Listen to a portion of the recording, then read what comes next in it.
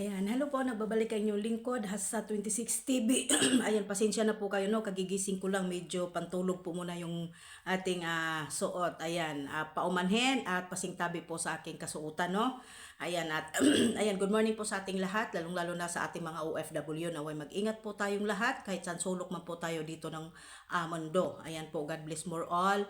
Ingat lang po. At syempre po, shout out po muna sa ating ama ng Kalingap, Kuya Bal Santos Matubang, Ate Edna Kalingap Rab, Miss Jack Matubang, at syempre po sa mga ayan, sorry, mga sponsor. Ayan po, siyempre po sa aking grupo. Ayan, sa Kalingap Strikers. Ayan, hindi ko na po kayo ma-mention. Shout out po sa inyong lahat. Madalian lang po ito. Ayan, at narinig ko po sa parang kahapon or nung nakaraang araw ay nagsalita po si Kuya Jomar patungkol po dito sa mga binabato sa mga basher, no? Ayan po, ako po ay magbigay lang po ng reaksyon, no? Ang sabi ni Kuya Jomar po, mga kajungkar at mga kalingap, ay hindi po kailangan na kung ano-ano pa po ang binabato ninyo dahil hindi totoo. Na may kasama sa apartment, parang gumanyan sa apartment, tapos may hinahatid. Lagi daw po si Jomar naiiwan, at tuwing may lakad po daw si Jomar ay gusto niya siya lang mag-iisa. Tapos lagi daw po si Kuya Jomar nagtatago na may hinahatid na kung saan-saang lugar daw. Ayan, sinabi na po ni Kuya Jomar, hindi po totoo.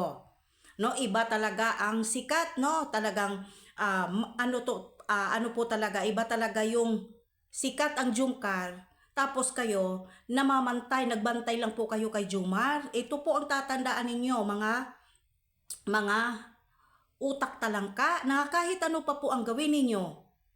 Alam niyo po, kapag may tinatago po si Kuya Jomar na sinasabi ninyo may babae, may girlfriend, may si ganito, dapat noon pa yan. Lumabas na po yan ang katotohanan, sa totoo lang. Ha? Ano nga po ba ang sabi ni Kalingap Rab? Sino po ba ang paniniwalaan namin, o kayo, yung mga nanonood? Si Kalingap Rab o yung mga tao na hindi nakikilala, na hanggang puro lang haka-haka, mga kalingap? Ha? Ang sabi ni Kalingap Rab, walang girlfriend po si Jomar, maliban na lang po sa interview ni Kuya Bal na mayroon dati 6 years ago, correct me if I'm wrong, pero hanggang nagsimula ang Jomcar, wala na po hanggang ngayon. O ngayon po ba, sino ang paniniwalaan natin? Yung basher na kuda ng kuda na lang, o yung mismo po na nakakilala at nakakasama po sa Jomcar mismo doon sa dait? O yung mga taong inggit lang?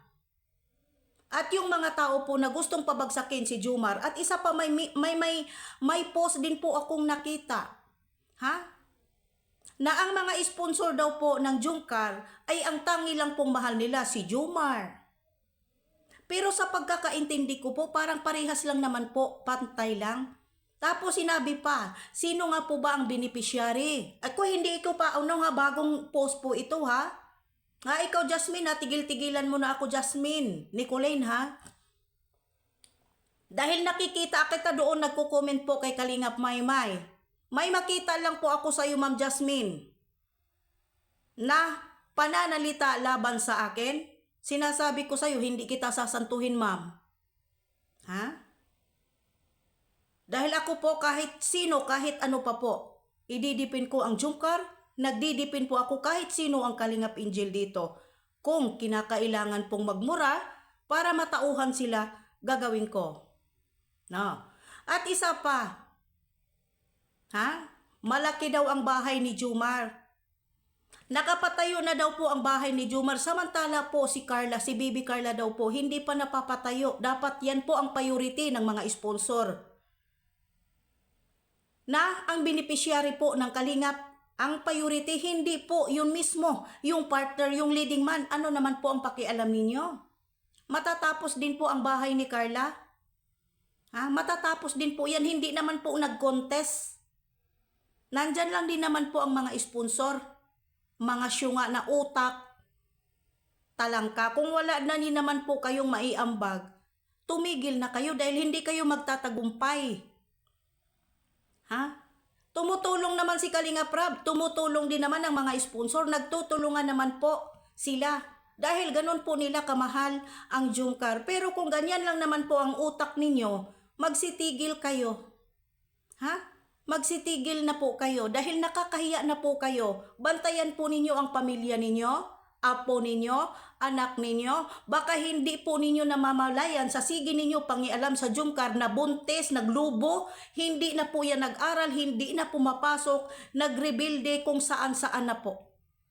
Sa sige ninyo kababantay dito sa Jungkar.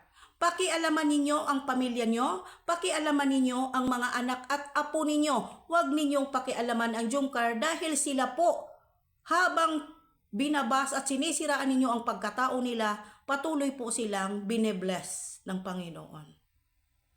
Hindi ba? Totoo. Baka akala po ninyo masasanto ninyo ako, hindi. Baka kayo ang inunod-nod ko dito. Ha? Di bali ng balahura at least, prangka at totoo ako at hindi po ako plastic katulad ng iba na nagsasabing Jungkar kami. Sulit Jungkar kami, mga tanga, mga syunga. Lumalabas nga, may kunting problema, may kunting comment, nag-iing-ing na nga kayo eh. Ang uuwi ninyo eh. Ha? Ang tunay na solid na Jungkar na kahit ano pa po ang narinig o nabasa, hindi magpapatinag. Yan po ang tunay na supporter. Ipaglaban hanggang kamatayan pero yung iba makabasa lang. Hindi po kayo solid Kalingap at solid Jungkar. Makabasa lang kayo ng konti, ayun na. No? Mamaya po abangan po ninyo. Babasahin ko po yung pangalan na nagchat-chat sa akin. No? Ayan, maraming salamat po sa lahat and God bless po all. Siyempre po bago tayo magsimula, please po like and share. Subscribe naman po kung hindi pa kayo nakasubscribe sa aking YouTube channel, Hasa26 TV. God bless po and I love you. Shout out po pala kay Tita Pele, CEO Merinmel, ayan po, Sis Kura, ayan po sa lahat-lahat po. Ayan, God bless and more. I love you.